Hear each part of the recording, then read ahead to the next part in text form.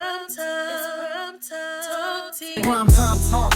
We the champs in the zone, east coast to west. Every throne known is shown. The boxing unbiased, truth in every puff piece. Power pound kings, the talks never see. Check the stats, fight stack, gloves flying fast. KOs rewinding, every punch lands last. Jabs like poetry, hooks like history. Uncover the mystery, every fight a victory. Check the stats, fight stack, gloves flying fast. KOs rewinding, every punch lands last. Jabs like poetry, hooks like history. Uncover the mystery, every fight a victory. Prime time, prime grind, every rhyme so refined. True to the sport, no bias, we shine. Fist up in the ring, our voices do sing. From 9 to 90 at night, we the boxing kings. East to west, coast to coast, prime time the most. Raising every toast, talk so smooth, flow with venom. Truth in the rhythm, no biased algorithm. Analysts breaking down round by glorious round. Unbiased coverage making the sound profound. Fighter profiles, every style compiled. Games by strategy, casuals beat beguiled. Prime time, prime grind, every rhyme so refined. True to the sport, no bias, we shine. Fist up in the ring, our voices do sing. From 9 to 90 at night, we the boxing kings. Oh man, let's go ahead and jump on into this video, shall we? Man, oh man, we had that fight with your boy Kid Austin, Floyd Schofield versus Renee Giron. And that fight went kind of how some people said it, and it didn't go the way Kid Austin and his pop said it though. Wow, it was a very, very interesting fight. Hey, both fighters performed to their best ability. And I will say Renee definitely gave Kid Austin, Floyd Schofield, his biggest test to date.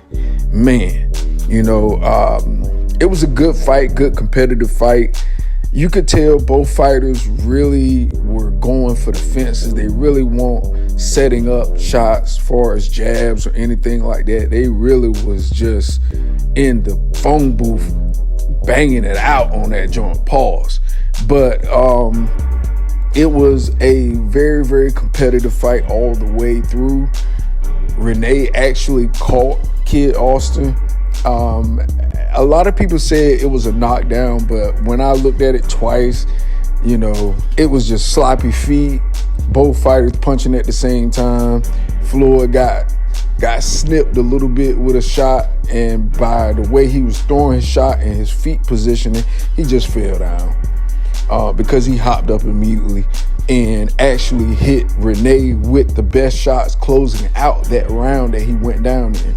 So, you know, it just let me know that he wasn't hurt at all in that moment, and it was just a slip. But I will say this much.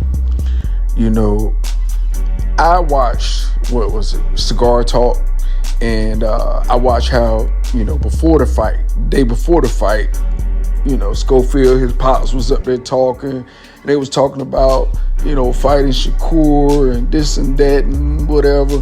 And all of a sudden, Shakur jumped in on the chat, and he got in, and Cigar Talk brought him in on the little chat or whatnot. And Shakur basically was like, "Yo, nah, I want y'all to clear this up because I don't want y'all capping." He said, "I want y'all to tell the truth." Yeah, tell the truth about that sparring. So, well, they did. They discussed the sparring, and Floyd Schofield and his pops both admitted that Shakur Stevenson hit Floyd Schofield with a body shot. Shakur said that once he hit him with a body shot, his dad took him out. But his dad said he took him out to get water, yada, yada, yada. But, what an issue we have here. You know, we got Floyd Schofield that really wants to prove himself. But looking at the fight he just had with Renee, I don't really know if he's ready for that. I think, personally, he needs at least 1 or 2 more fights in before he jumps to gun on a Shakur, a Tank, a belt opportunity, any of those things. I feel as though he's still a little green And I heard him and his father, they said, Shakur Stevenson, he challenged for his first belt at 16 and he won one. So, hey, cool and kudos to him. But you really got to look at it like this.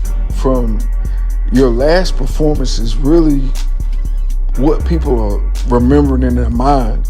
And looking at the fight Floyd Schofield had, I would truly like to see him fight at least a couple more times before he get any type of title contention shot. Now, they even brought up that, hey, they won the WBA international belt, so, hey, they can actually put in a request to fight for Gervonta Tank Davis's title, which they haven't done it yet, but they're talking about doing it after the fight with Renee. So, we'll see if that happens. But personally, like I said, hopefully his father understands that it's levels to getting your son to where you need to get him. And just because Shakur was able to get a belt and attain a belt at 16 years old, 17 years old, don't mean your son will be able to do that as well.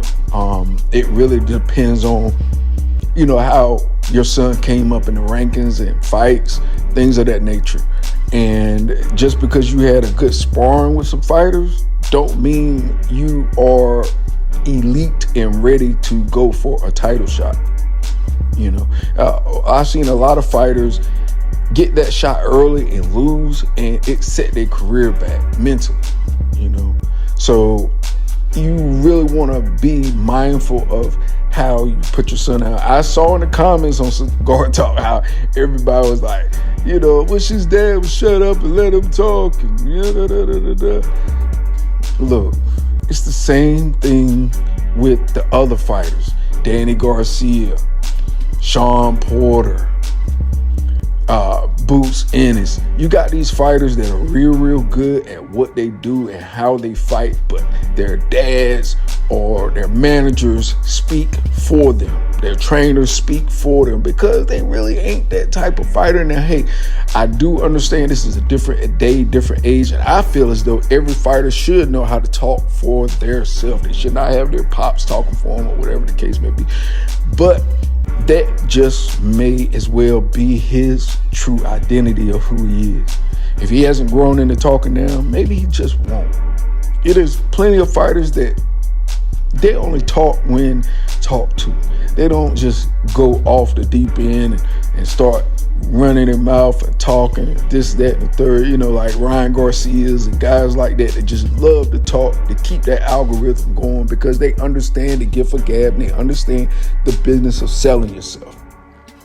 I'm not talking bad about those guys. Those guys are much needed in the sport of boxing because you have different personalities. You got guys that can talk it, walk it, and then you got guys that just can walk it and they can't talk it at all.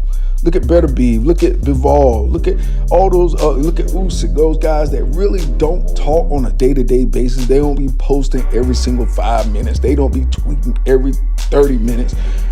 These guys are away from it once they are done with it at that particular place and time. So, hey, I understand totally why Floyd Schofield's pops is talking for him. So I don't hate on that at all. I just hope that, hey, Floyd Schofield learns from his dad and learns how to talk for himself soon and enough to where he don't have to utilize his father every time it's an interview.